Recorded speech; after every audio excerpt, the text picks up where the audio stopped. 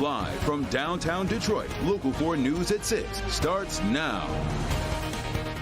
Day 3 of the James Crumbley trial comes to a close, and we're learning more about the days and hours leading up to the Oxford High School shooting. Prosecutors building their case about Crumbley's role in the days before the shooting occurred. Glad you're with us at 6. I'm Devin Skillion. Good evening, everybody. I'm Karen Drew in for Kimberly Gill. James Crumbley faces 4 counts of involuntary manslaughter in connection to the shooting. Sean Lay joins us now live with more on today's testimony. Good evening, Sean. Good evening. Good to see you, Karen. Today, an ATF agent, an expert on ballistics, was on the witness stand. Prosecutors really hammering home the point that the murder weapon was not locked up, either in a safe, locked gun case, or with a gun lock. In fact, there's an ATF pamphlet that comes with every firearm purchase that specifically says keep guns away from kids, and he says he was surprised to find that tucked away in the back of a gun case. So on the first page it says Youth Handgun Safety Act Notice, and there's 4 bullet points. The first says the misuse of handguns is a leading contributor to juvenile violence and fatalities.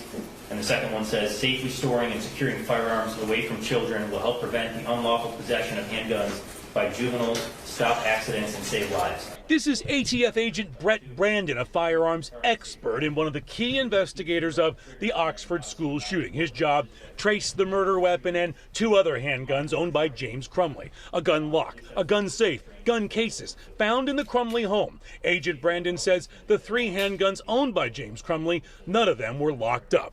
Even the ATF youth safety pamphlet that comes with every gun purchase that urges gun owners to lock up their guns so kids won't get a hold of them stood out to him where it was in the home.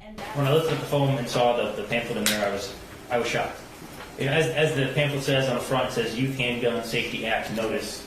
It means they were on notice. They had to pick this up and move it to the back of that gun case and basically discard it underneath the phone. Prosecutors building a case using video of the teen who at first almost blew his hand off at a gun range.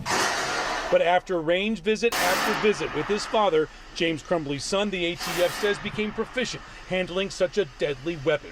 James Crumbley presented with the math worksheet the morning of the shooting, and a drawing of a person shot and a drawing of a handgun. What was your impression when you viewed that drawing?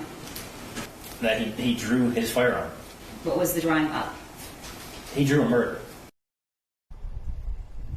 Back here live now. It's been said time and again during this trial and Jennifer Crumbley's trial, neither Jennifer Crumbley or James Crumbley spoke up when handed that worksheet to say we had just bought our son a gun.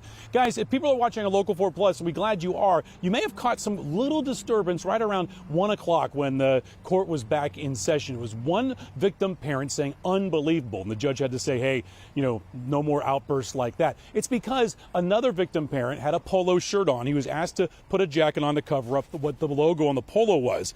It was a foundation for his son. So we looked up 6th Circuit Court Local Rule 8.115. Clothing that espouses a position is prohibited in court. That's what that was all about. The judge saw it and said, you got to put a jacket on.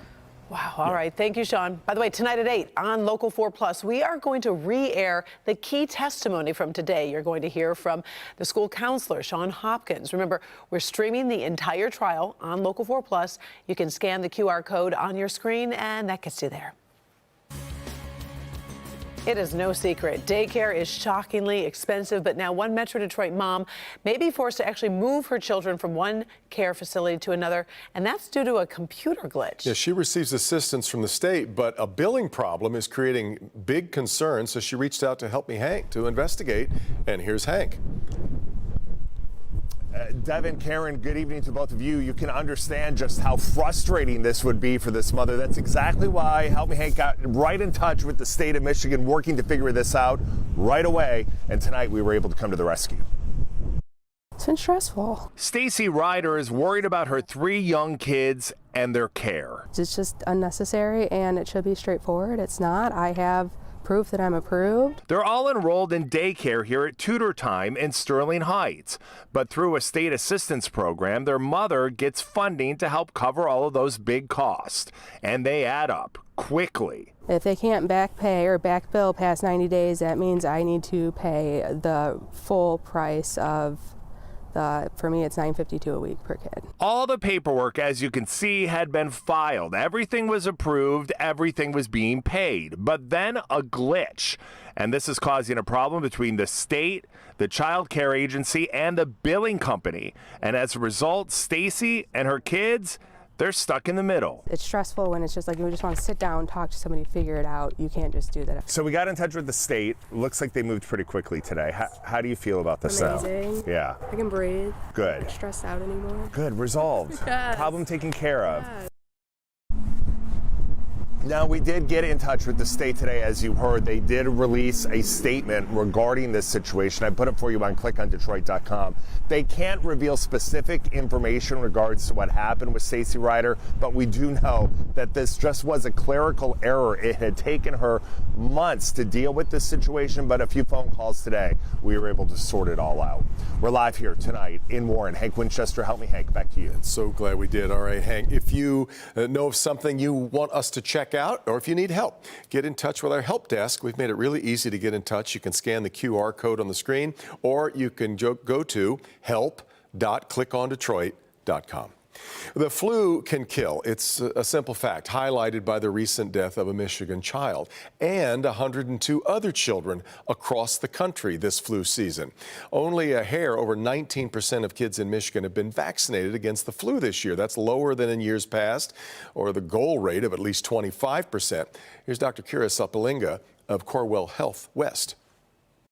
The best prevention for influenza is, of course, hand washing, hand hygiene around patients or friends or families who have sick symptoms. And please consider vaccination for your children. It's not too late. There isn't too much information being released about this particular pediatric death yet. We have posted the Michigan Department of Health and Human Services and what they're saying so far about the case. It's on the health page of clickondetroit.com. All right, now we have more on the story we first shared at 5:45. Crest Academy puts 15,000 recruits and active duty officers through its police training last year. Both real life and virtual scenarios. Cadets spend an average of 40 hours a week for 19 weeks on the campus of Oakland Community College before graduating. At 5, we showed you how virtual stimulation exercises and realistic environments help officers train for the real world. And we were curious about what our own crime and safety expert Darnell Blackburn had to say about the program. So let's get to Priya Mann as she is inside what looks like a 7-Eleven. And Priya, you and Darnell discussed your experience during that training exercise. I'm interested to hear what he had to say. Yeah, so was I, Karen. Let me just show you outside of that convenience store. This is the gas station convenience store training scenario. It's actually one that I struggled with. I wanted his take. Let me show you why it was so challenging. So as soon as I walked in, I'm standing here by the front gate. I've got a guy with a knife. He comes charging at me. I took too long to react. Darnell and I talked about that. And we also discussed implicit bias. It's something you have. It's something I have. We all have it. It's vital to police training. It's something that's being taught here at Oakland Community College. We don't want every scenario to be a shoot scenario because that's not the reality. Local 4's crime and safety expert Darnell Blackburn says his biggest takeaway from our story at Crest Academy was the need to recognize each other's perspective. Citizens need to see things from the police vantage point, and unfortunately they often don't get to unless they experience something like this. But just as much, police need to see the citizens' perspective, knowing that citizens don't understand or grasp the concept of training. Police department. Darnell says realistic environments and diverse training scenarios like this amps up the adrenaline and helps officers tackle their own implicit bias. Put your hands up. Put your hands up. Even though you may not realize the bias as a citizen or as an officer, giving somebody the actual chance to taste it, touch it, feel it, and see it is something that's so beneficial. And you have to think about that. Is this person larger than me? Is this person a different ethnicity than me? These things play a part in your mind. As an officer, as a civilian, it all affects you. As a civilian and a reporter, I wanted Darnell's take on how I did. Hopefully it gives you or anybody else a perspective that you wouldn't have. Oh my goodness, sir. What are you gonna do? Sir? One of the things that I noticed that you didn't do initially, you did some great things, really great things in your response. But one of the things you didn't do initially was give verbal commands for him to, and give them in an authoritative manner. That may have deterred this particular individual. While there's more work to be done, Darnell says stories like this help bridge the divide between law enforcement and the public they're sworn to protect. The bottom line from this is that the police are the community and the community are the police. And, we're really fortunate to have Darnell's perspective. He's a former police officer. He's a black man. He's a member of the public. And he says that, not all of us can get training like this. So stories like the ones you saw today can go a long way in repairing relationships between law enforcement and the public they serve. Reporting live from Oakland Community College, I'm Priya Mann, Local 4. Priya, inside perspective like this really is priceless. I know that this affected you. You wrote a journal of sorts about this experience, right? Yeah, I just started writing all my feelings. One of the things I thought that I knew is both of us, many of us, we've watched a lot of true crime documentaries, a lot of different crime shows on TV. So you start to think that you would know what to do in a life or death situation. And I can tell you, when I was in this very convenience store, all of that flies out the window. That's why training is so important. Such an important lesson. Great report. We appreciate it. Thank you, Priya. After weeks of uncertainty, we now know when the Trenton Stacks demolition is going to happen. Grosse Ile police say the Trenton Channel Power Plant smokestacks are going to be blown up Friday morning. There will be some temporary road closures in the area between 6:40 a.m. and 9 a.m. So all this early in the morning. A viewing area is also being set up at West River between Ruthmere and Marlboro.